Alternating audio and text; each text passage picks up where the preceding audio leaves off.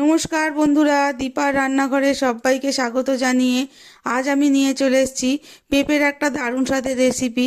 দেখবেন অনেক সময় বাড়িতে পেঁপে খেতে চায় না, অনেকেই থাকে আর কি, তারা পেঁপে পছন্দ করে না, কিন্তু পেঁপেটা যদি এইভাবে নিরামিষের দিনে রান্না করা যায় তাহলে দেখবেন যারা পেঁপে খায় না তারাও পেঁপে কিন্তু চেটেপুটে খাবে। আর এই রেসিপিটা কিন্তু লুচি, রুটি, পরোটা সব কিছুর সাথেই খেতে লাগে দারুণ। রেসিপিটার নাম হচ্ছে পেঁপে আলুর দম, যেটা আজকে আমি সম্পূর্ণ নিরামিষভাবেই করে দেখাবো।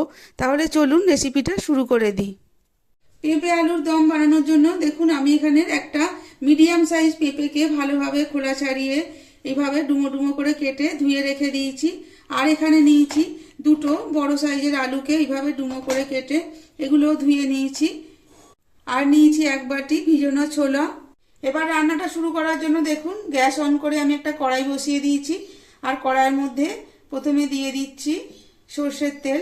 যেহেতু এটা নিরামিষ রান্না তাই এখানে একটু তেলটা বেশিই লাগবে। আমি এখানে 3 চামচ সর্ষের তেল দিয়ে দিলাম। গরম হয়ে গেছে, এবার আমি তেলের মধ্যে এই যে একটা তেজপাতাকে 2 টুকরো করে দিয়ে দিলাম।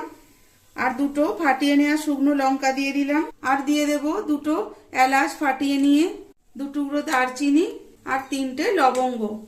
আর দিয়ে দেবো 1 চামচ গোটা জিরে। এবার ফোড়নটাকে কয়েক সেকেন্ড একটু নাড়াচাড়া করে ভেজে নেব। যখন ফোড়ন থেকে একটা সুন্দর গন্ধ বেরোবে তখন এর মধ্যে প্রথমে দিয়ে দেব কেটে রাখা আলুটা।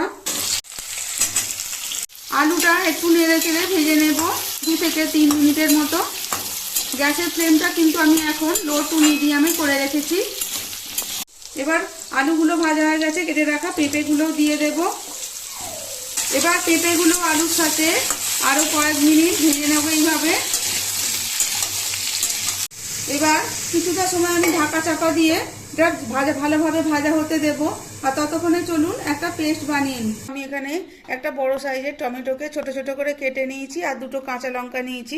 এগুলো এবার আমি মিহি করে আগে প্রথমে বেটে নেব। দেখুন টমেটো আর কাঁচা লঙ্কা ভালোভাবে বেটে নিয়ে চলে এসেছি। ঢাকনাটা খুলে দেব। পেঁপে আলুটা ভালোভাবে ভেজে নিয়েছি। এবার আমি এর মধ্যে দিয়ে দেব 1 চামচ আদা বাটা। আর দিয়ে দেবো এই যে বেটে রেখেছিলাম টমেটো আর কাঁচা লঙ্কাটা, এবার সেটাও দিয়ে দিলাম। আদা, টমেটো আর কাঁচা লঙ্কাটা ভালোভাবে আলু পেঁপের সাথে এইভাবে নাড়াচাড়া করে একটু ভেজে নেব। আমি এখানে কয়েক টুকরো পাকা পেঁপেও ব্যবহার করেছি, কারণ পেঁপেটা কাটতে গিয়ে দেখলাম একটুখানি অংশ থেকে গেছে, তাই সেটা কেন ফেলে দেবো, তাই এই তরকারির মধ্যেই দিয়ে দিলাম। এবার ভালোভাবে সব মশলাগুলো ভেজে নেওয়া হয়ে গেছে। এবার আমি এর মধ্যে দিয়ে দেব ভিজিয়ে নেওয়া ছোলাগুলো সব কিছুর সাথে মিশিয়ে দেব।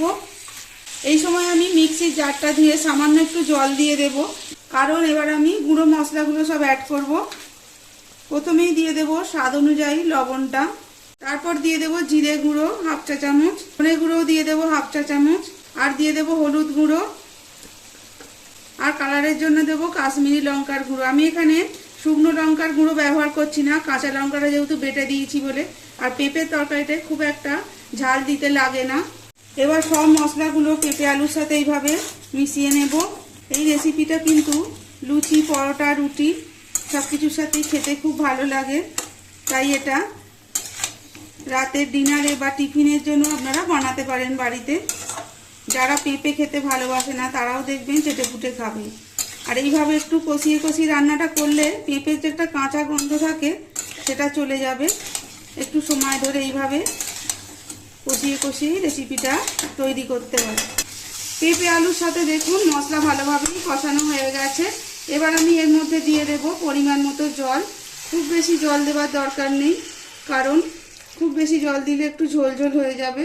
এটা যেহেতু রুটি পরোটার সঙ্গে খাওয়ার জন্য বানাচ্ছি, তাই একটু শুকনো শুকনোই বেশ কষা কষা হবে, সেটাই ভালো লাগবে।